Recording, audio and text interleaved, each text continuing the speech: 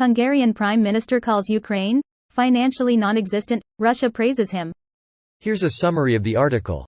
Hungarian Prime Minister Viktor Orbán said that Ukraine was a financially non-existent country, and that without the support of its partners, the war would end immediately. His words have already provoked a positive reaction in Moscow.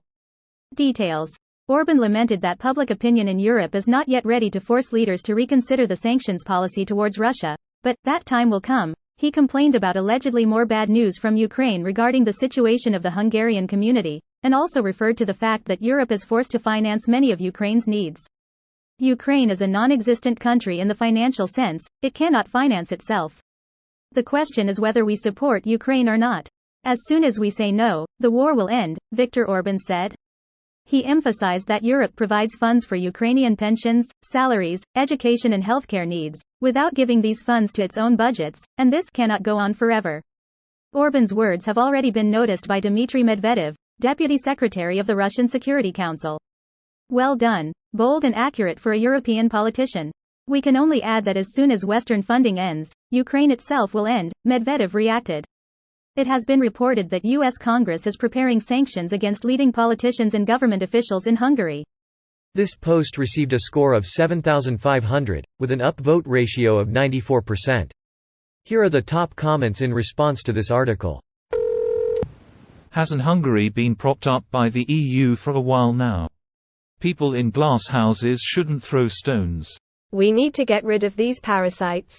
Sorry to say, but admitting Hungary was a big mistake. And we should under no circumstances admit Serbia, because that will be Hungary on steroids. It was not a mistake at the time they were admitted. Things has gone to shit afterwards. What the EU should do now was to cut off all financial support to Hungary.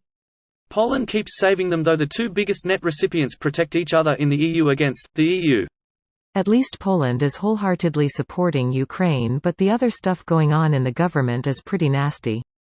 That is true. Not to take anything away from what they are doing, but there are a few minor points I'd like to add. 1. They absolutely hate Russia for what they did to them and their country. 2. The EU and the US are paying for all the equipment that Poland is donating. At least the bulk of it anyway, as Poland wants backfilling. Plus Poland has always been a net recipient of EU funds.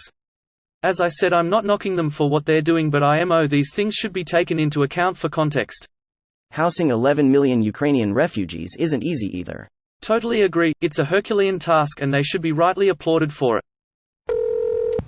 What blows my mind is the complete 180 by Orbán. For those that don't know, George Soros, whom he rails against, funded his schooling. Orbán, when it was convenient, was against the Russians in late 80s. He just follows whatever is advantageous to him. He is an absolute snake. Being pro-Russian now while the rest of the world is uniting against Russia seems disadvantageous. It's not disadvantageous for Orbán's voters, as he heavily advertises on YouTube, billboards, state media, etc., claiming that every economic setback is due to the EU and their politicians. When a regular Hungarian citizen goes shopping and faces high prices, they will not blame Orbán, but instead, blame the EU for the ongoing conflict. There seems to be no chance for the opposition to win, as almost all media outlets are under Orbán's control, constantly spreading propaganda and disinformation about the opposition and the EU. It's frustratingly ineffective because news sites remain open, and many articles are published anonymously, making it impossible to hold the writers accountable. Greater than that, every economic setback is due to the EU and their politicians. God, I sure do love the big BRUSSZELSZANKCIOK. Sorry for butchering, bomb billboards. This video was automatically created by Reddit to speech. The article and comments in this video were selected from Reddit according to their upvotes, and any paraphrasing was performed by smmry.com, without any human intervention.